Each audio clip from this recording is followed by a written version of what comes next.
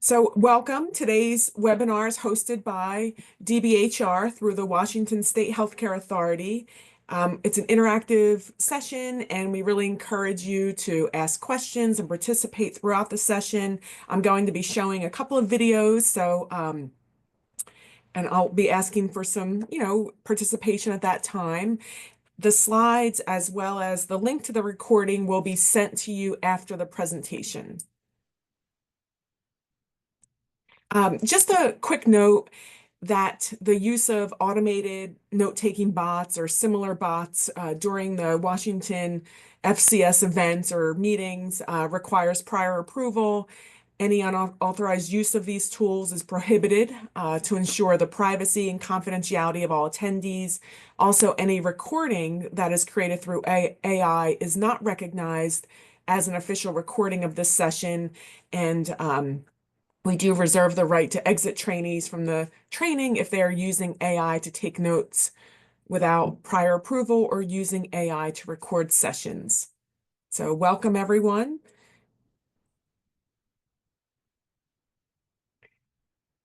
Today's topic is the role of work in recovery, and really also helping you to convey that message to others.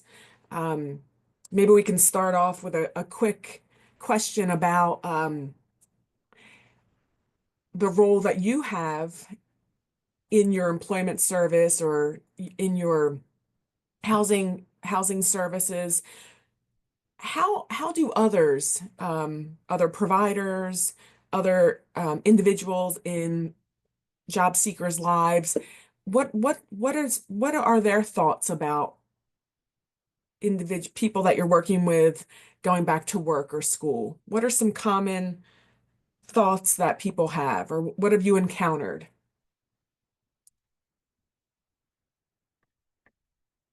You can use the chat or even unmute your mic. We have a nice small group.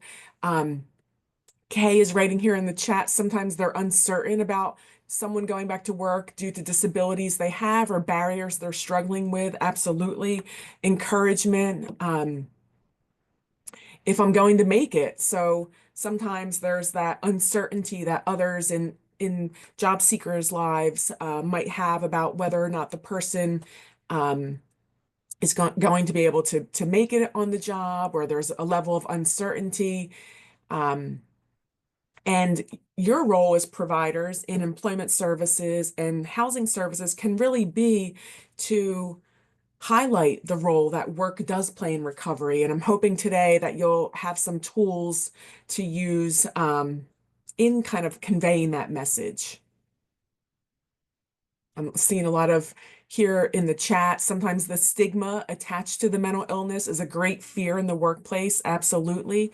I see folks getting worried about having too much to do in active recovery meetings, drug court counseling, etc. Yes, the need for a recovery community. Absolutely. So keep that in mind as we're watching or as we're kind of watching the videos and also going through today's presentation. How can you use these materials to convey this important message to others that work is beneficial, work contributes to recovery?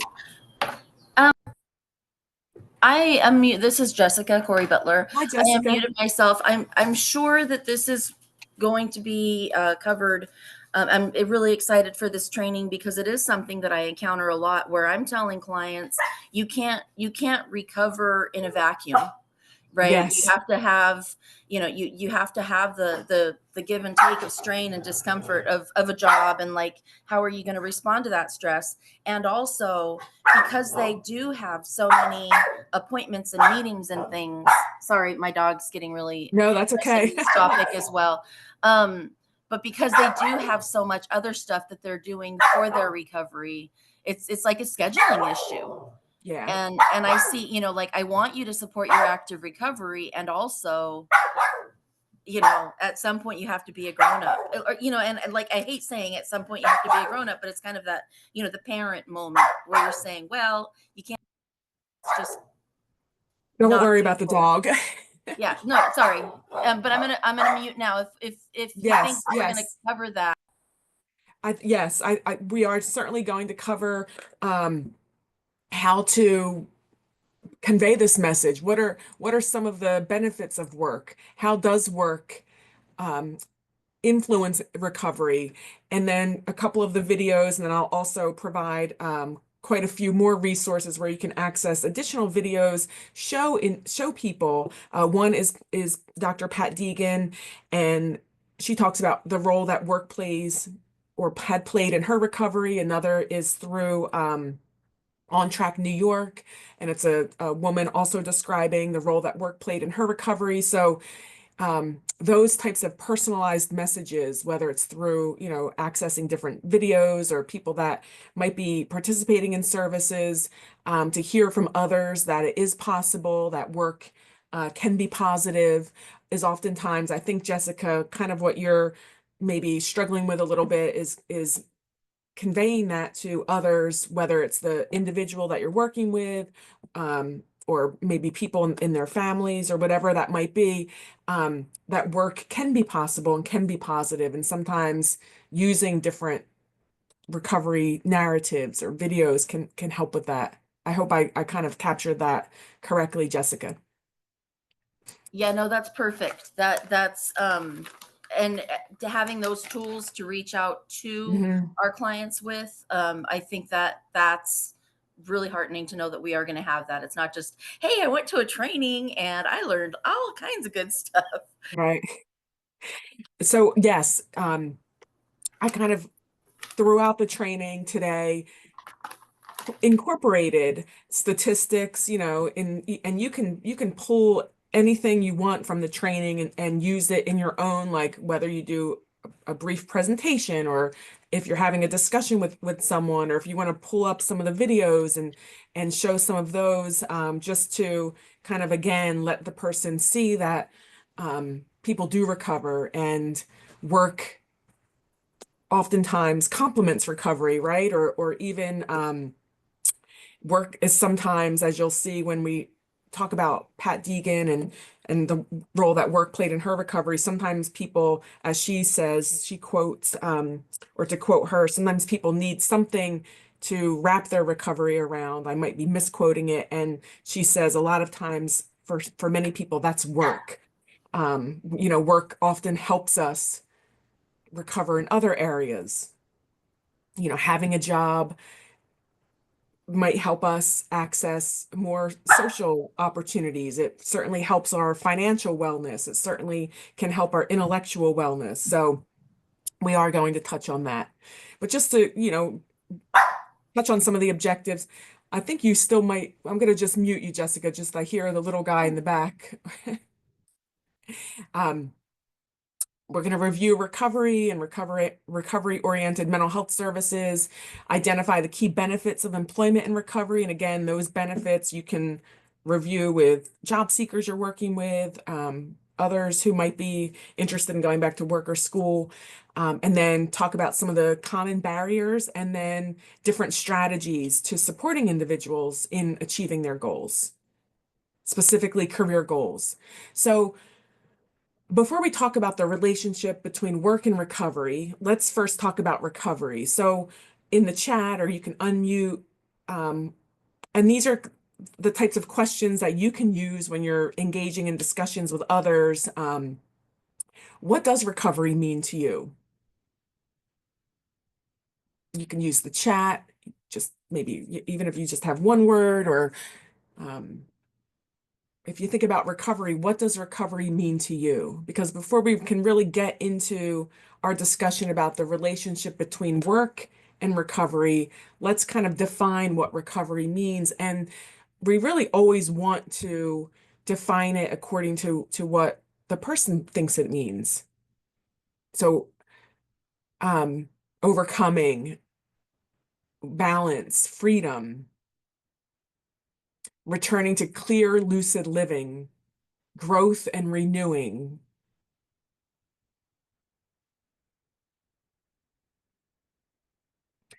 Recovery is a personal, ongoing process where I am able to address overwhelming situations in a healthier way. Absolutely. Moving forward to overcome the challenges and bring wellness to one's life. Resilience. Yes. So, why do you think it's important to define recovery? Do you think those recovery definitions that people wrote in the chat were all the same? No, they were all different. Everyone has a different definition of recovery and what it means to them. So helping someone think about what does recovery mean to them. Someone wrote here in the chat, turning impossible into I'm possible. Yes, I love it. Let's see. They have a thread, but different for each person. Yes, there is that thread, but it is different for each person. We're going to talk about what that thread is. And because I work for a university, I'll talk a tiny bit about some research. And that kind of illustrates that thread even more. Practically, I think of it as recovering agency rather than recovering who you were before. It's okay to be someone new, but important to recover freedom of choice. Yes, we all need support in different contexts, measuring progress, finding some kind of purpose and balance in every aspect of my life. Yes, love that. Thank you so much. So, historically, the mental health system worked under what was defined as the medical model, which influenced a lot of the services that were provided. A lot of times, the old way of thinking would be that before someone could think about returning to work or going back to school, the old system really sent messages. And I think in the chat, when I asked the question, what kind of response do you get or does the person get from people in their lives when they're considering going back to work? Sometimes those old messages were um, wait until the person was symptom free, wait until the person was clean and sober, or had stable housing, or the person, had to deal with all the other issues that might have been going on before they can consider going back to work. And oftentimes that old message really limited people, and people weren't supported in going back to work. Um, there was this underlying belief that, um, work would cause stress. People couldn't return to work before these issues were resolved. So many, many years ago, there were studies conducted, pretty lengthy studies that really found that people do recover, um, and people recover both clinically, meaning that people symptoms are improve, that there's reduced hospitalizations, reduced usage in clinical services, but there's also this personal recovery, and I think people in the chat were alluding to this as well. And that personal recovery has been defined by others in the recovery movement as reclaiming one's life after a diagnosis, having new expectations, learning to live with an illness while also working towards and achieving different valued social roles. And today, those social roles that we're really talking about are worker and student. Of course, social roles could be anything, spouse, partner, parent. I'm just looking at some of the chat here.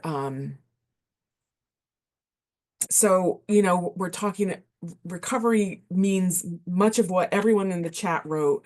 But there's also been research to suggest that people clinically recover. And we're going to talk about how work may promote some of that or certainly impact it. Some recovery themes. I just kind of identified a couple here, but again, these are types of resources that you might be able to use when you're talking with others or meeting with families or folks in people's lives. This was a qualitative study done to identify themes of recovery from various recovery advocates. Some of these names might look familiar to you: Pat Deegan, Priscilla Ridgway, Mary Ellen Copeland, Sherry Mead. These are all recovery advocates. And as you can see, and I think people in the chat suggested this, recovery is defined as a process, not an outcome. So some of the quotes that people had identified. So Pat Deegan's quote, "Recovery is a way of life, an attitude, a series of small beginnings with small steps.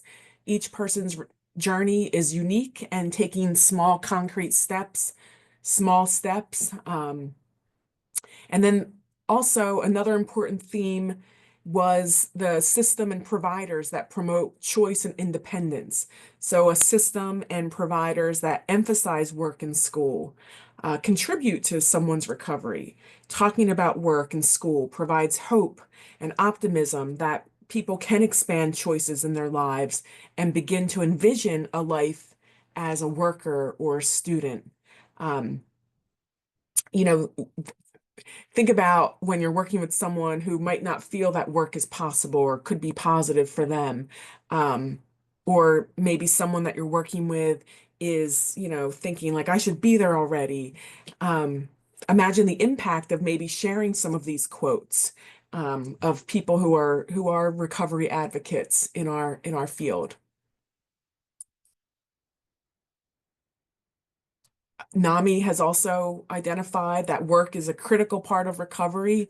As a nation, we still have a long way to go in recognizing that linkage. So, work is endorsed by many people. And again, Dr. Pat Deegan, I love this quote. People need something to organize their recovery around, and for many people, that something is work. And if you think about your own lives, and the role that work plays. And we're going to talk a little bit about, why people work, why people choose to work. And you'll see that how that choice really does contribute to our well-being and recovery.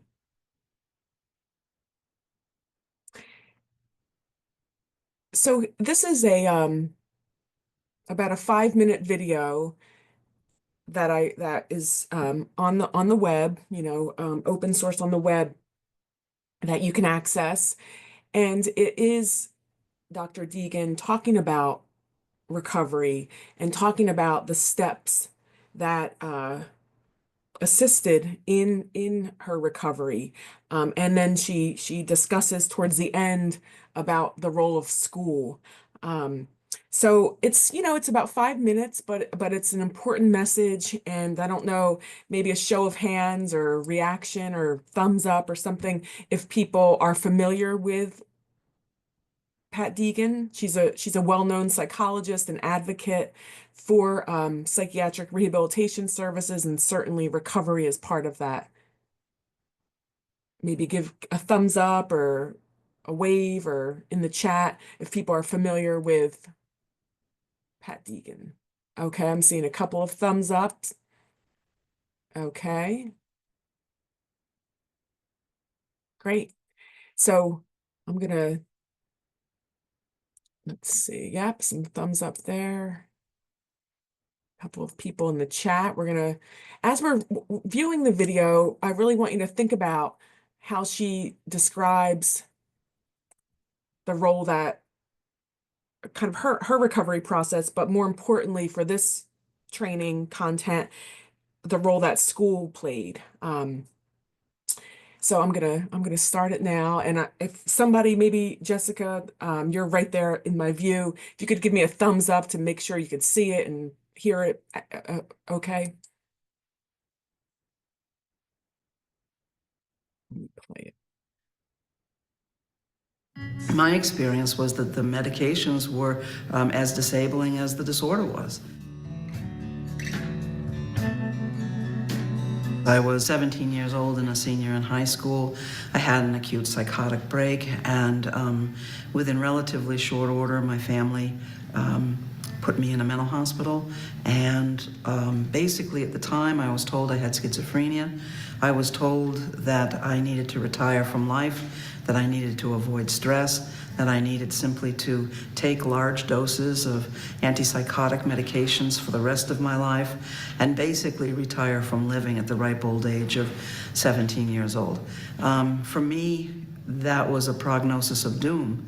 But in the beginning, I was young and I said, well, they're the doctors, they know, right? So this sounds serious. I'd seen One Flew Over the Cuckoo's Nest and I was like, whoa, they're saying this is what it's all going to be about for me. And every week I would go in to see the psychiatrist and he'd say, you're taking your meds? And I'd say, I'm taking the meds. And he said, good, you're doing good for a schizophrenic.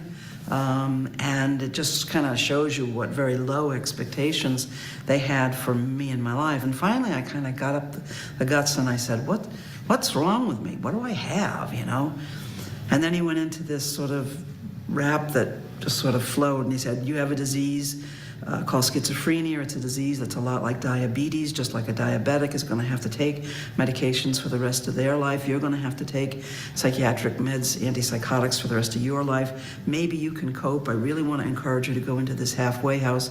And as he was going on about that, I felt the ember of something just sort of flare up inside of me. And I call that moment just one of angry indignation, because at the heart of that word indignation is the word dignity. I felt it come up, and just something inside of me was just going, no, you are wrong about me. You are wrong about me. But by then I was pretty socialized into the role of being a mental patient. So I didn't speak up, for fear that, they'd put me back in the hospital or something, raise my meds.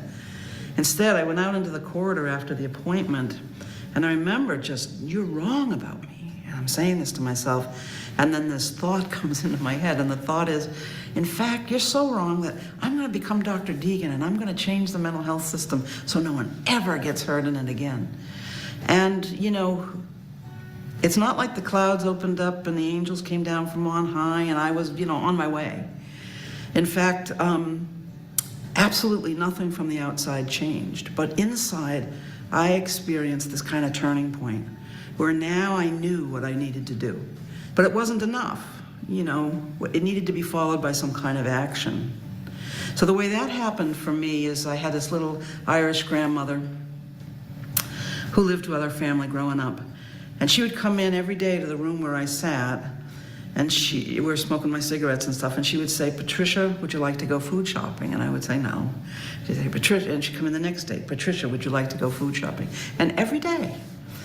And I should have caught on because she would come in on Sundays when the grocery stores weren't open. But she was a wise old woman, and she said every day she would invite me. And one day, months down the road, for reasons I can't tell you why, I said yes, adding the caveat that I'd only, push the cart. Wouldn't put anything in it. But that was actually the first active step I took in my recovery, pushing a grocery cart down the aisle of a grocery store.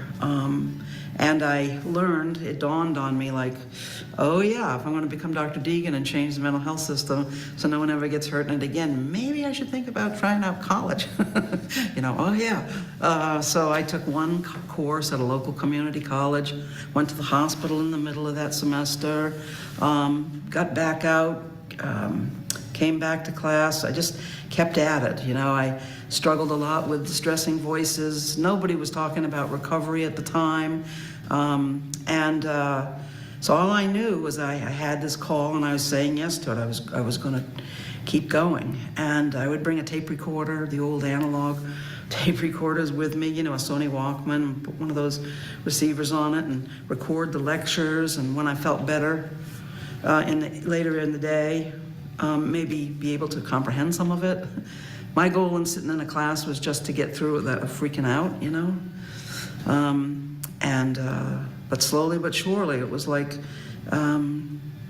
practice and trying out different things of how not to freak out and how to stay attuned and how to pay attention and concentrate again when my mind would be running. So, slowly but surely I did it. I did become Dr. Deegan and got a doctorate in clinical psychology, and that's how I got into the mental health field. A bit of a story.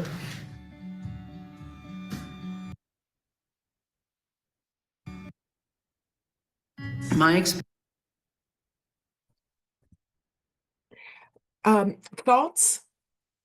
Kind of anything that we talked about, or what struck you about what was said?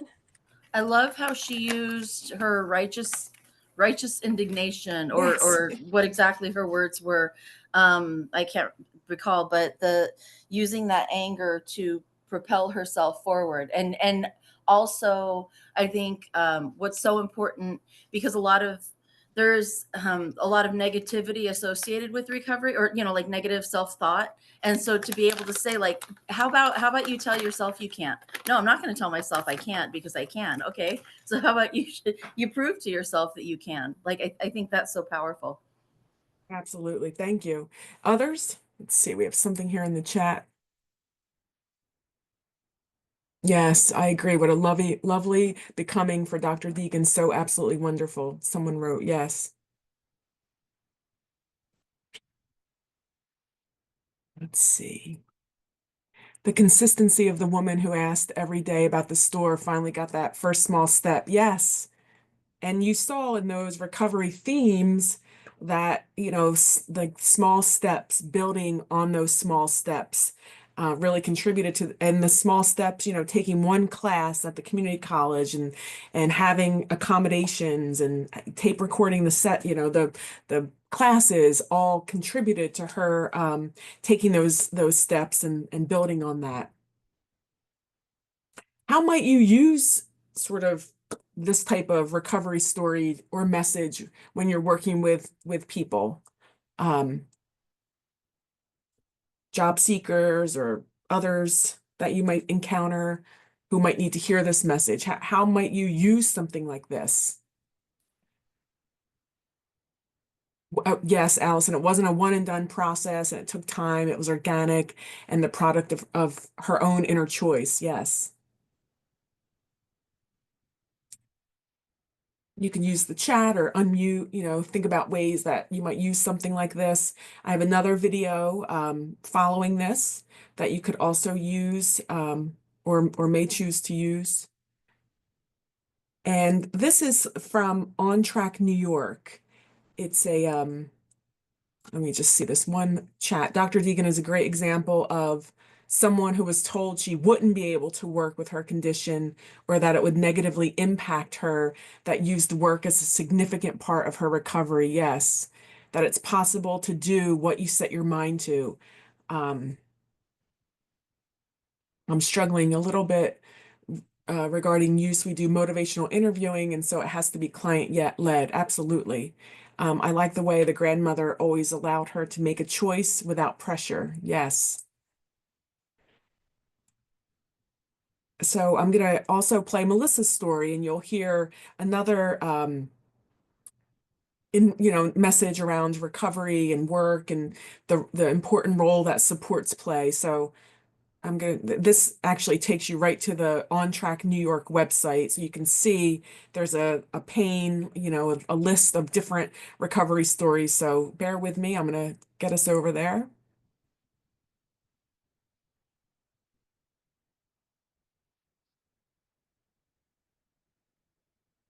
Okay. Can you see?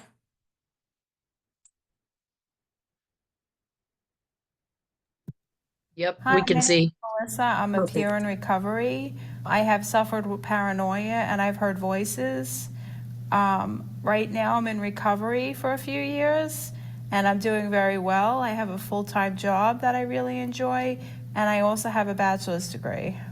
When I was first hospitalized, I was only 18 years old, so that was the summer that I was going into college. So basically, it took me a couple of years to graduate college. It took me a longer time because I had symptoms and side effects with the medicine. But I did it and I didn't give up, and eventually I graduated. In the beginning, I thought the stress of working full time would be too much because I had been working part time for so many years. For me, it wasn't easy to go full time because I wasn't a morning person and it was difficult for me to get up in the morning. But eventually I did it for so long and I didn't give up that for me, I can do it now. And there's something called the Americans with Disabilities Act that you can get reasonable accommodations for your impairments, basically, and you shouldn't give up on that goal. I have trouble sometimes waking up in the morning, so I asked for an accommodation to come in later, but I would have to stay later. And I didn't do it that often, but on some days when it was really hard for me to get out of bed, I would have that. Every day when I get up to go to work, I don't only get up to earn a paycheck, I also go to help people, basically. And even if there's some days where I'm not really feeling too well, and if somebody has like a need that's very pressing, I'll go in anyway and help them.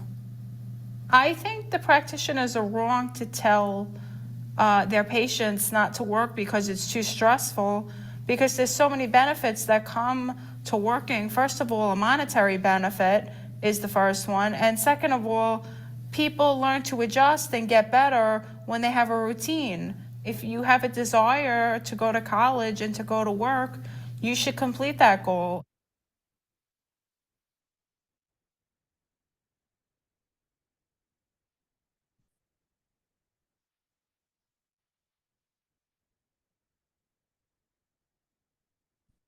So thoughts about Melissa's story? And I don't know if you noticed, but when you click onto the when you click into her story, when you get these sent to you, you'll see on the left it said there are 24 similar stories with different people. So again, they could be something that you might use when you're talking with someone who might not feel that work is something that they can do. Um, those stories kind of vary from work or education, but mostly centered around some sort of career and employment and education goals. Um, I'm looking here in the chat. Sounds like Melissa learned to advocate for herself and she found a purpose in work. Oh, thank you, Kay, for putting that in there. If anyone wants to the link right now, but yes, you'll have the link and some additional resources too. But I appreciate that. What else? So let's kind of think about both stories.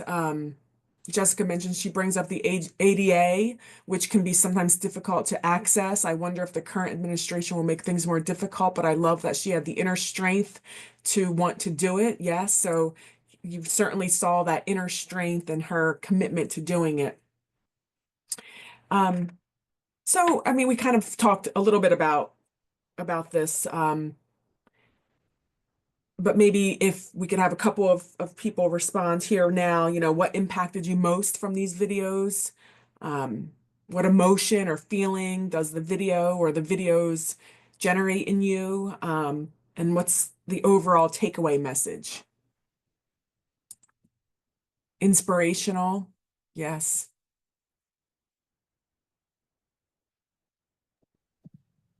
Hi, I'm Megan Highwood with Misty's Adult and Family Services. I just think it's an important piece in the reminder of collaboration when working with clients, and Mhm. that we're here to help them achieve their goals, whatever those goals may Absolutely. be. It's recovery plus something else typically, and I don't think of course it might be good to focus on one thing at a time, but for some people, being able to focus on those pluses and those additions to the recovery is going to make that recovery piece feel easier or feel more accomplishing for them. And so making sure that they're the ones driving and we're the ones navigating, if that makes sense. Yes, absolutely. And you saw in both of those videos,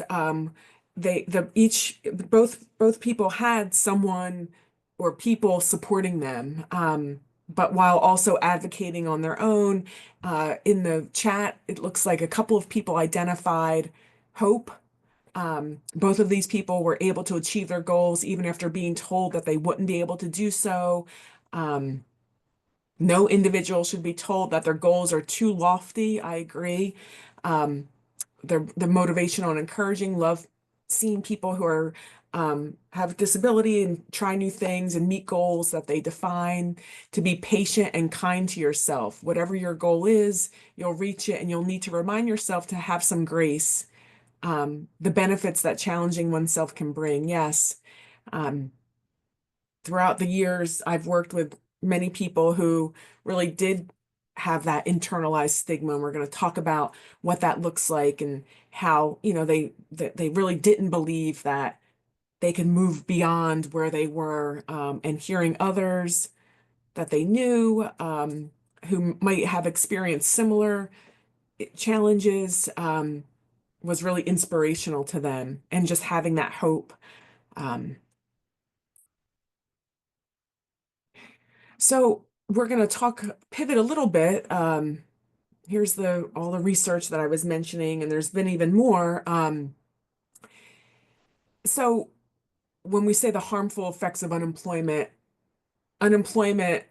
causes, and there's been studies, and they're cited below, and even some since then, increased anxiety, um, increased social isolation, housing instability, cardiovascular disease, suicide, depression, substance use. And if you think about any period of time that maybe you've been unemployed, um, maybe you've experienced some of this. There's also decreases in your self-identity, your socialization, your coping skills, general health is impacted, financial stability, and then sleep.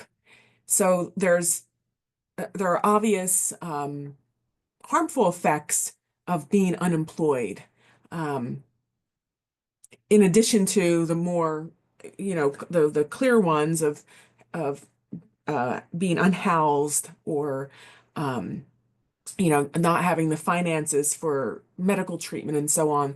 There are also other factors that impact people when they're unemployed. So if we think about that, think about some of the reasons why you work. Um, and this is again to begin have us begin thinking about that work has that significant role in recovery. You can use the chat or unmute your mic, um, share some reasons why you work. How does work contribute to your mental health being? In supporting others to choose work, we want to get to their why. When we're working with others, we want to get to why is work important to them? Let's see. You can unmute. I think someone had their hand raised. You Hi, can, it's me, yes, yeah, Lisa. Lisa, go ahead. Yeah. Yeah, I was just gonna say for watch, I just completely out of mind blank.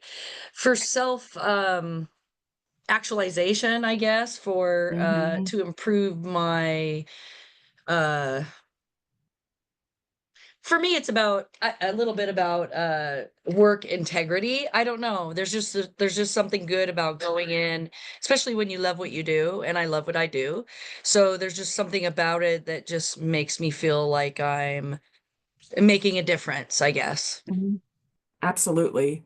And people in the chat kind of mirror that purpose, passion, routine, for myself to be productive and to be able to help others in ways that I wish I'd been able to get the help in the past to make a difference. Yes, so, think about all that work does for us. Um, for me, it's a calling. Yes. I like how work aids in my routine. So you can think of many, many reasons why people work. However, the sad part of that is there are so few people with mental health conditions working. I think I saw between some studies between 5 and 15% of people are working who have a mental health condition. And we're all able to identify all these reasons why we work, aiding in our routine, a calling, who I'm meant to be, um, to make a difference, and that purpose and passion. If working accounts for the majority of how many people spend their time, and um, really you can see the value of employment. Um, why does it remain such an elusive goal for many people with mental health conditions? And a lot of that does have to do with the stigma and possibly, internalized stigma, self-stigma.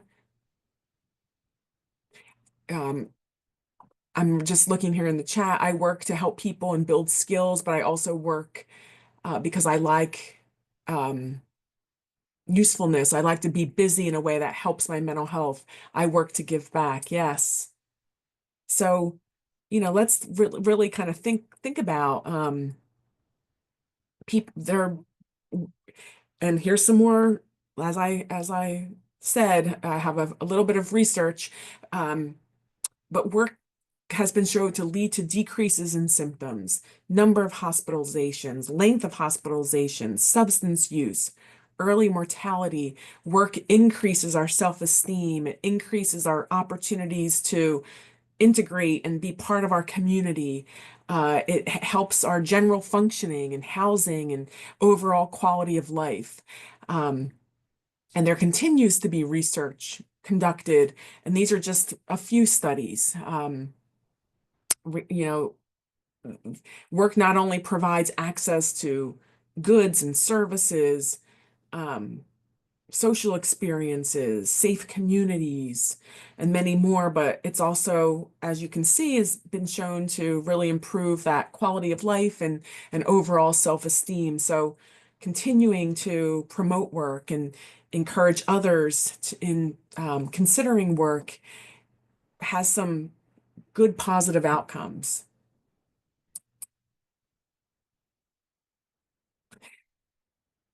So what do does anything that I just reviewed on those previous slides about the benefits of work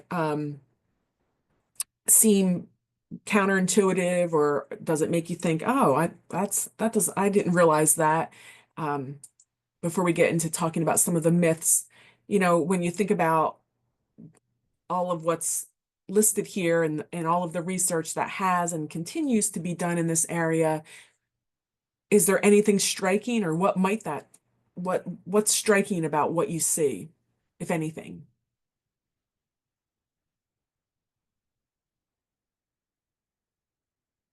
I know personally, I see a lot of the impact listed here, quality of life, self-esteem, and so on. What, as a person who suffers from depression and a number of other things that make it difficult, disabilities that make it difficult to work, what gets me is my ability to be effective, my ability to work, is tied into how well I feel, and how well I feel is affected by how I'm working. And Yes. so I know, particularly, for folks who have more debilitating issues that they're going through, or really, their conditions are more pervasive and more chronic. I think that cycle of I want to, but I can't because of X, Y, and Z. It's you can either build an upward spiral, or you can fall into the downward spiral, and sometimes the strength to build that upward spiral is just beyond us, and that's really like where community steps in, and that's Mhm. also where um, the work itself steps in, and finding those jobs that will fit.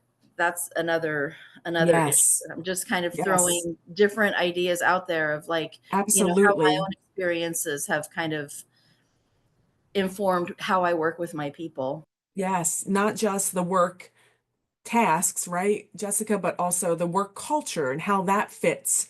Really paying attention to the work culture and how how welcoming or mental health friendly that work culture is certainly can impact the your functioning on the job and your flourishing in and outside of the job. Let's see. What's striking to me is that our um, U.S. huge population of unsheltered folks who go unnoticed, who are missing. Yes. Um, that certainly is a striking and alarming statistic. So there are myths about mental health conditions in work, and sometimes our role is to counter those myths, whether it's with people that we're working with or, again, others in their lives, other practitioners, families. Um, what are some of the myths about mental health conditions that may impact someone's access to work and school?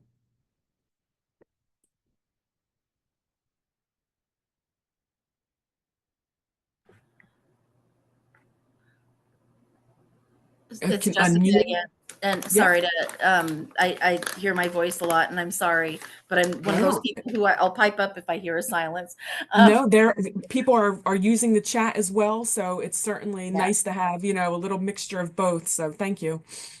So one of the things, and I feel like this is personal experience.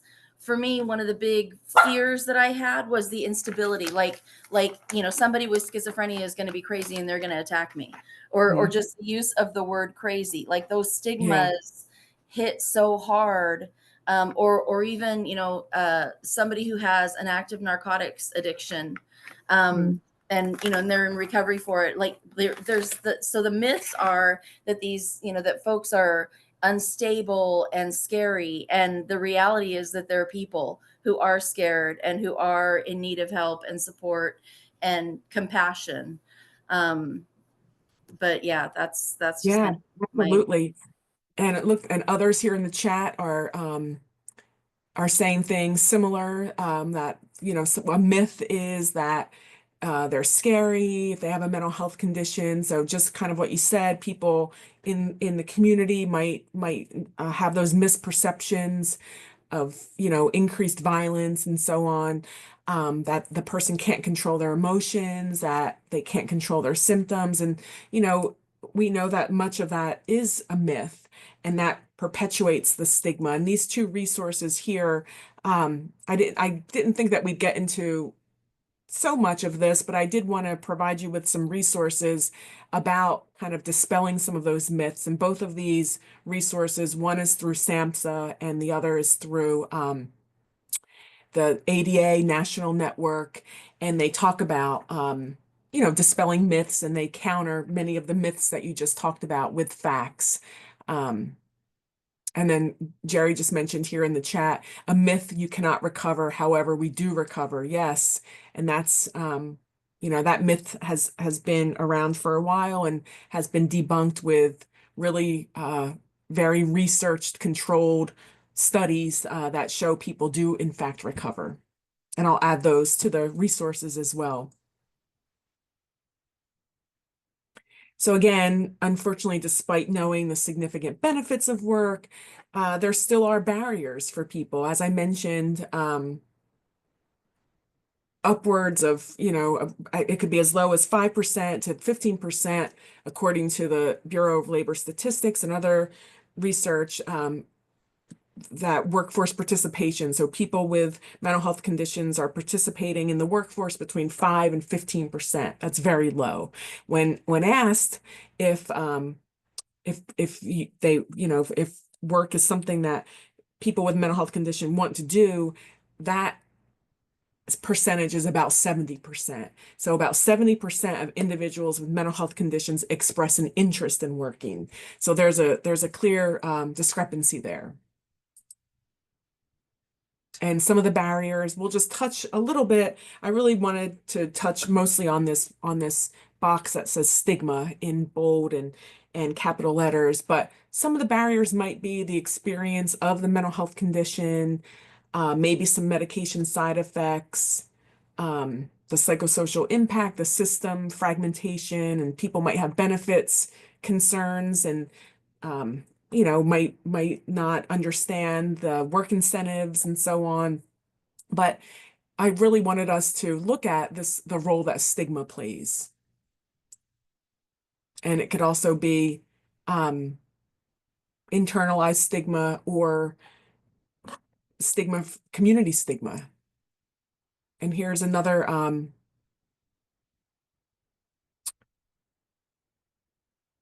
so we talk about societal stigma. People in society, employers may have certain stigma around the as you mentioned in the chat, that people might not be able to control their symptoms or their emotions. Um, and then self-stigma. This has also been something that's been studied, that people oftentimes develop this internalized stigma that they've been told for many years that they can't work or shouldn't work, or they don't have the skills. And kind of think about Pat Deegan's story, the things that her psychiatrist conveyed to her. It wasn't really very hopeful, and you develop this self-stigma where you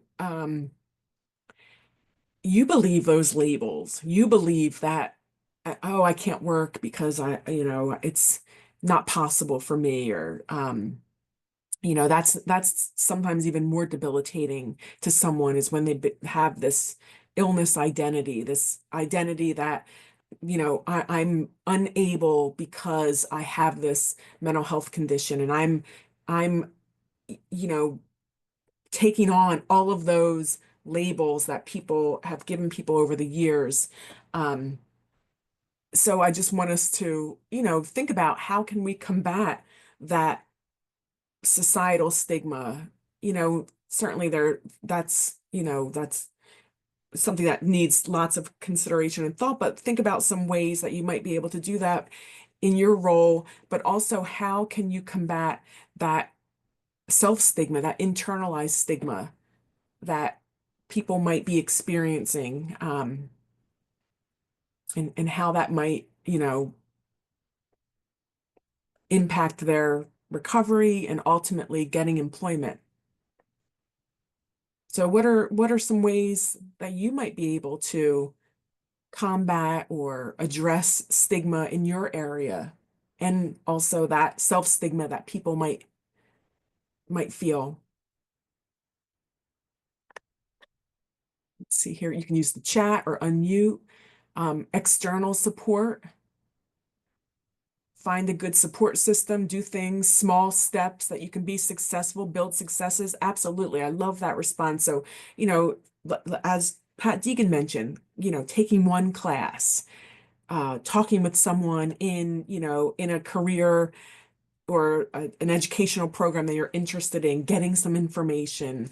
Um, Even if they do go to work, it's often cleaning, folding laundry. Low status jobs can be a stigma provoking. Absolutely, Beth. Um, Encourage people to consider careers. The primary labor market, the secondary labor market are all of those entry-level positions that you're mentioning here in the chat, Beth.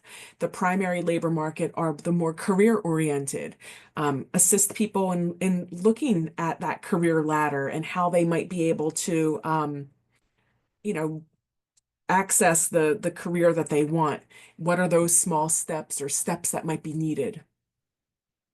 I think showing stories like Melissa's or Dr. Deegan's could help with the self-stigma. Absolutely. Sharing stories of people that have similar situations to them, that have found recovery through work. Yes, and that's kind of why I put all of those resources in here, and you'll see that there are more when you get the PowerPoint back sent to you in the resources section.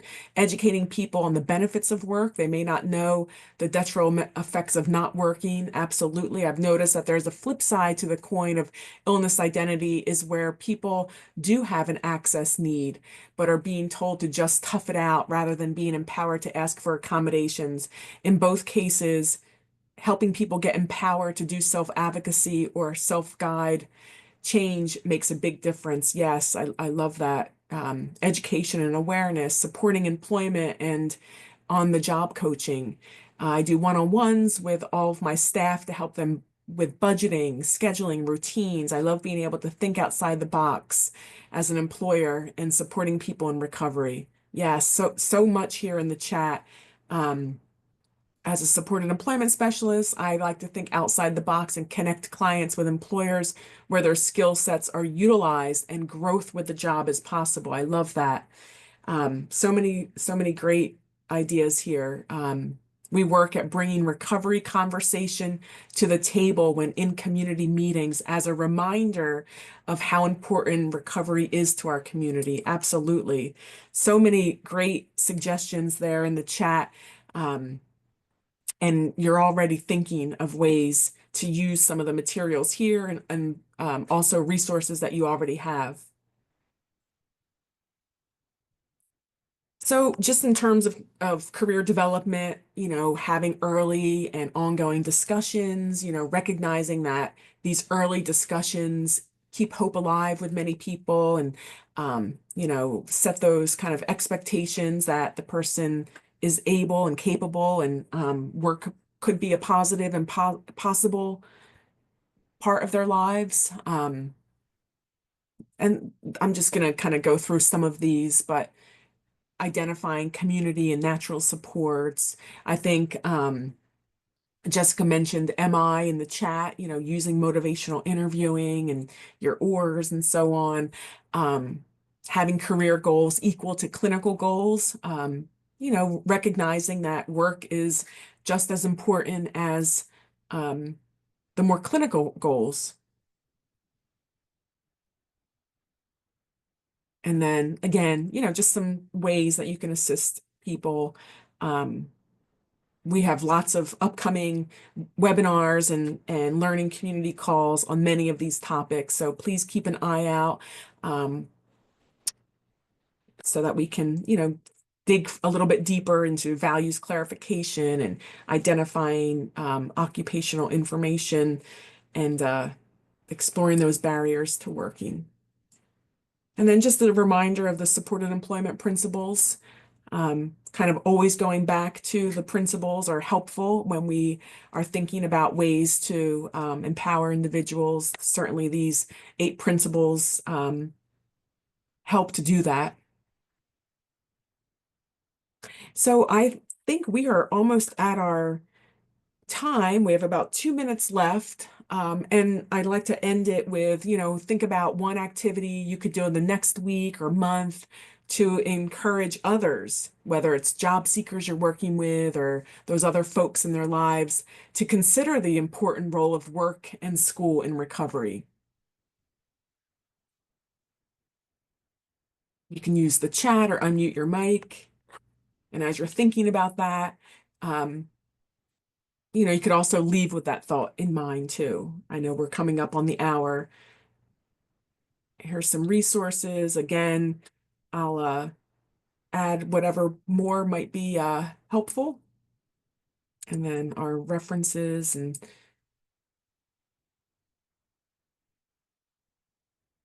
would really appreciate if you could complete our survey.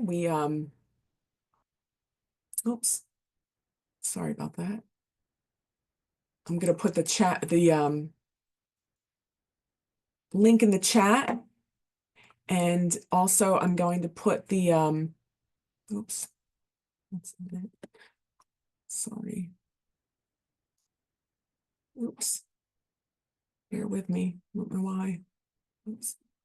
So I'm going to pop this in the chat, and we appreciate your taking the time to complete the survey. And let's see. Oops.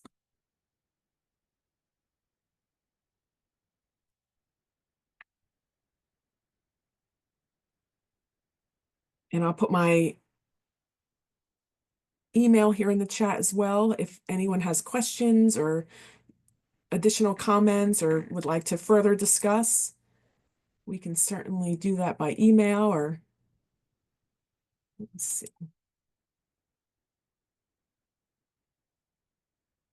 And everything will be sent out